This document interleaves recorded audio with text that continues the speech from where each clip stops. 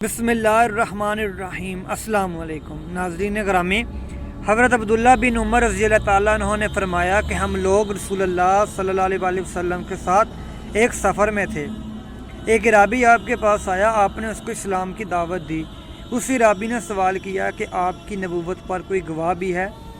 آپ صلی اللہ علیہ وسلم نے ارشاد فرمایا کہ ہاں، یہ درخت جو مدعان کے کنارے پر ہے میری نبوت کی گواہی دے گا۔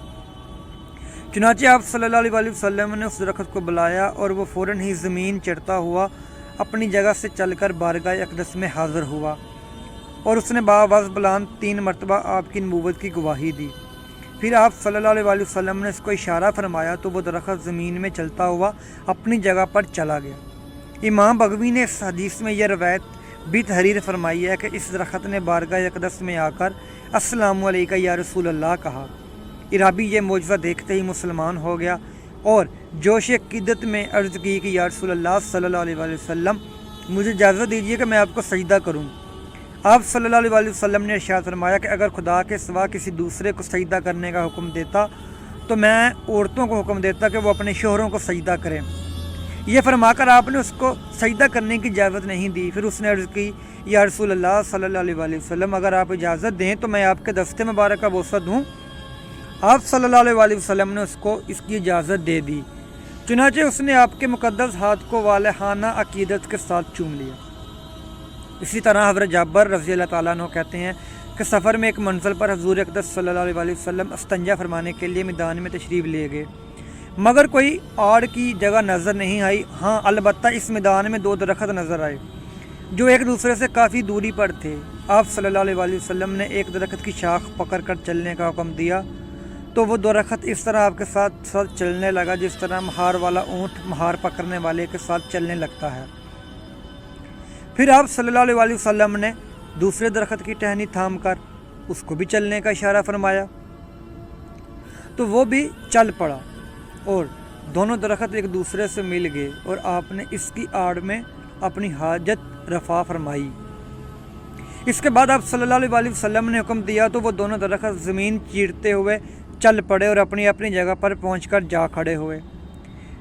امام ترمذی رحمۃ اللہ تعالیٰ علیہ لکھتے ہیں کہ حضرت جابر بن سمرہ رضی اللہ تعالیٰ عنہ سے روایت ہے کہ حضور نبی اکرم صلی اللہ علیہ وسلم نے فرمایا، مکہ مکرمہ میں ایک پتھر ہے جو مجھے بعثت کی راتوں میں سلام کیا کرتا تھا، میں اسے اب بھی پہچانتا ہوں۔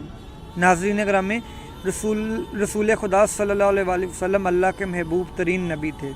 آپ صلی اللہ علیہ وسلم کی شان نبوت یہ تھی کہ آپ سرکار صلی اللہ علیہ وسلم جہاں سے گزرتے انسان وغیرہ انسانی قوتیں بھی آپ صلی اللہ علیہ وسلم پر سلام اور درود بھیجا کرتی تھیں۔ یہ اللہ کریم کی اپنے محبوب نبی سے محبت کا اظہار ہے کہ اللہ خود اپنے نبی پر درود و سلام بھیجتا ہے اور اپنی مخلوق کو بھی اس کی ہدایت فرمائی، لیکن انسان ایسا نہ قدرہ اور کج فہم ہے کہ وہ اللہ کی اس ہدایت پر عمل کی بجائے درود اسلام پر بحث شروع کر دیتا ہے۔ درود اسلام کی حکمت اور فضیلت میں ہر کسی کی بلائی پوشیدہ ہے۔ یہ ہر انسان کی زندگی کا بہترین عمل ہے جو اسے عشق نبی صلی اللہ علیہ وسلم سے مالا مال کر سکتا ہے۔ احادیث مبارکہ میں اللہ کی نبی صلی اللہ علیہ وسلم کے یہ معجزات بھی موجود ہیں کہ جب درختوں اور پتھروں نے بھی آپ صلی اللہ علیہ وسلم کو سلام کیا اور درود پڑھا۔ حضرت علی رضی اللہ تعالیٰ عنہ بیان کرتے ہیں، ہم مکہ میں حضور نبی اکرم صلی اللہ علیہ وسلم کے ہمراہ تھے۔ آپ صلی اللہ علیہ وسلم مکہ کے گرد و نواح میں گئے تو راستے میں جو پتھر اور درخت آپ صلی اللہ علیہ وسلم کے سامنے آتا تو وہ کہتا، السلام علیکہ یا رسول اللہ، یا رسول اللہ آپ پر سلام ہو۔ پتھروں اور پہاڑوں کی جانب سے رسالت مآب صلی اللہ علیہ وسلم کی خدمت میں سلام کو امام بہقی نے بھی روایت کیا ہے۔